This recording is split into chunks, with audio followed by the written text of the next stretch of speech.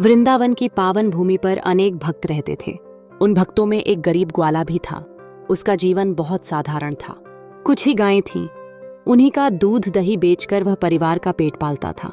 धन दौलत वैभव या सुख सुविधाएं उसके पास नहीं थीं, लेकिन उसके हृदय में भगवान कृष्ण के प्रति अटूट प्रेम और विश्वास था। यही उसकी सबसे बड़ी पूंजी थी। ग्वाले की एक विशेष आदत थी। वह हर सुबह घर से निकलने से पहले बैलों को गाड़ी में जोतता, दूध के मटके लादता और गाड़ी चलाने से पहले हाथ जोड़कर आसमान की ओर देखता। वह श्रद्धा से कहता, हे नंदलाल, आज मेरे साथ रहना। यह वाक्य वह हर दिन दोहराता। शाम को जब दूध बेचकर वापस लौटता तो गांव की सीमा पर पहुंचकर बैलगाड़ी रोकता और फिर वही हाथ जोड़कर कहता, धन्यवाद कान्हा, आज भी तूने मेरा साथ दिया। गांव के लोग अक्सर मजाक उड़ाते। कोई कहता, अरे ग्वाले, तेरा कान्हा क्या हर दिन तेरा गाड़ीवान बनता है जो तू उससे ऐसे बातें करता है? लेकिन ग्वाला मुस्कुरा देता और कहता, तुम्हें नहीं पता, मेरा कान्हा सच्चा साथी है। वही मेरी गाड़ी चलाता है, वही मेरा रक्षक है। इस तरह उसका जीवन भक्ति और सरलता में बीत रहा था। एक दिन की बात है। ग्वाला मथुरा में दूध बेचकर लौट रहा था। आसमान साफ था, मौसम अच्छा था, लेकिन अचानक ही घने बादल उमड़ आए। देखते देखते आंधी चलने लगी, बिजली चमकने लगी और जोर की बरसात शुरू हो गई। ग्वाले ने बैलों को तेज चलाने की कोशिश की, लेकिन थोड़ी दूर जाकर रास्ता पूरी तरह बंद हो गया। एक विशाल वृक्ष आंधी से उखड़कर बीच रास्ते में गिर पड़ा था। पेड़ इतना बड़ा और भारी था कि बैल क्या, इंसान भी उसे नहीं हिला सकते थे। ग्वाला चिंतित हो गया। पीछे लौटने का रास्ता लंबा और खतरनाक था। रात होने वाली थी, अंधेरा घिर रहा था। बैलों और दूध के मटकों के साथ वह कहाँ जाता? वह बैलगाड़ी रोक कर बैठ गया और मन ही मन बोला, हे कान्हा, अब क्या करूं? हर दिन तुझसे कहता हूं कि मेरे साथ रहना। आज देखता हूं तू कहाँ है। अगर तू मेरे साथ है तो आकर मेरा रास्ता बना।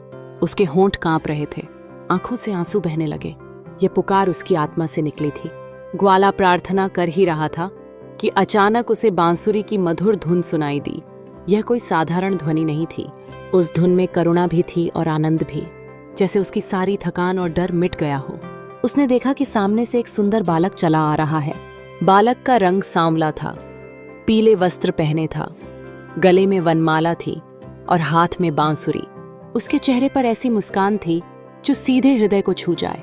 ग्वाला विस्मित रह गया। उसे तुरंत समझ में आ गया कि यह वही हैं जिनको वह रोज पुकारता है। नंदलाल, बालक ने पास आकर मुस्कुराते हुए कहा, अरे ग्वाले, तू इतना घबराया क्यों है? तू रोज मुझे पुकारता है ना। आज मेरे साथ रहना, मैं तेरे साथ हूं। जब तू संकट में है तो मैं कैसे ना आऊं? ग्वाले की आंखों से आंसू बह निकले।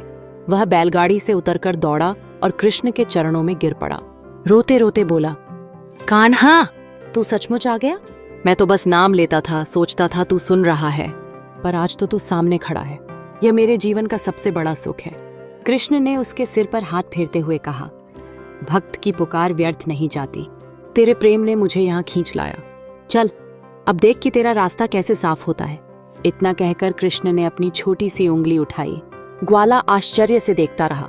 वह विशाल वृक्ष, जो कई मन भारी था और पूरी सड़क को ढके हुए था, धीरे धीरे ऊपर उठ गया। जैसे कोई हल्की डाली हो, वैसे ही कृष्ण ने उसे एक ओर रख दिया। रास्ता पूरी तरह साफ हो गया। ग्वाला यह दृश्य देखता रहा। उसका हृदय आनंद और भक्ति से भर गया। वह बार बार कृष्ण के चरण पकड़ने लगा। प्रभु, तूने मेरे लिए स्वयं रास्ता बनाया। मेरे जैसे गरीब ग्वाले के लिए तूने धरती पर कदम रखा। अब मुझे और क्या चाहिए? कृष्ण ने हंसकर कहा, भक्त और भगवान का संबंध बड़ा सरल है। जब तू सच्चे मन से मुझे याद करता है तो मैं तेरे साथ रहता हूँ। आज तूने पुकारा तो मैं सामने आ गया। याद रख, जो प्रेम से पुकारे उसके लिए मैं हमेशा उपस्थित हूँ। जब ग्वाला गांव लौटा तो लोगों ने उससे पूछा, इतनी आंधी तूफान में तू सुरक्षित कैसे लौटा? ग्वाले ने सारी घटना सुनाई। उसने कहा, आज मैंने अपने कान्हा को देखा। जब पेड़ रास्ते में गिरा था और मैं फंस गया था, तब कान्हा स्वयं आए। उन्होंने पेड़ हटाया और मेरा रास्ता बनाया। लोग पहले हंसे, किसी ने विश्वास नहीं किया, पर ग्वाले की आंखों में भक्ति का जो प्रकाश था वह सबको सोचने पर मजबूर कर गया। उस दिन से ग्वाला और भी अधिक श्रद्धा से कृष्ण का नाम जपने लगा। वह सबको यही कहता, भाइयों, भगवान को सच्चे मन से पुकारो, बड़े कर्मकांड की जरूरत नहीं है, प्रेम और विश्वास ही सबसे बड़ी पूजा है। मैंने अपनी आंखों से देखा है, जब संकट बड़ा हो तो भगवान स्वयं रास्ता बनाकर खड़े हो जाते हैं। अगर आपको हमारा ये वीडियो अच्छा लगा तो कृपया लाइक और सब्सक्राइब जरूर करें।